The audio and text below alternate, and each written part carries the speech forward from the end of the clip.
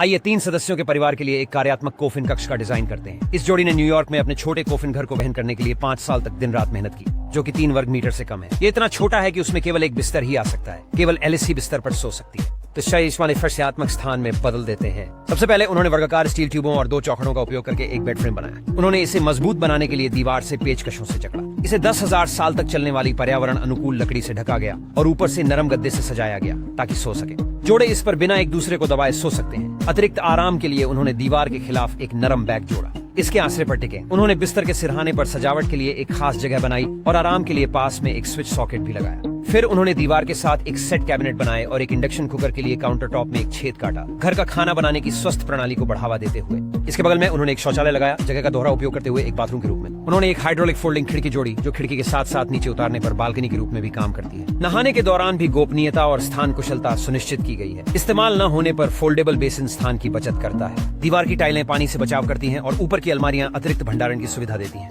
एक दीवार पर लगा शॉवर आरामदायक स्नान के लिए मजबूत प्रवाह प्रदान करता है और एक कांच का मोड़ने वाला दरवाजा इस क्षेत्र को अलग करता है, एक निजी स्थान बनाता है। इसके बाद उन्होंने दीवार के खिलाफ एक और कैबिनेट बनाया। इसे नरम तकियों से सजाकर एक सोफे के रूप में दोहरा उपयोग किया, जो बिस्तर में भी खींच सकता है। ये डिजाइन स्थान कुशल है। इसमें नीचे कपड़े और विभिन्न चीजों को स्टोर करने के लिए एक दराज है। इसके सामने उन्होंने एक पतली अलमारी लगाई, जिसमें 3 लोगों के परिवार के जूते और पत्नी के डिजाइनर बैग रखे जा सकते हैं। एक छिपा हुआ भोजन टेबल मध्य अलमारी से बाहर निकलता है। ये बच्चों के अध्ययन क्षेत्र के रूप में भी काम करता है, बिना ज्यादा समय लिए।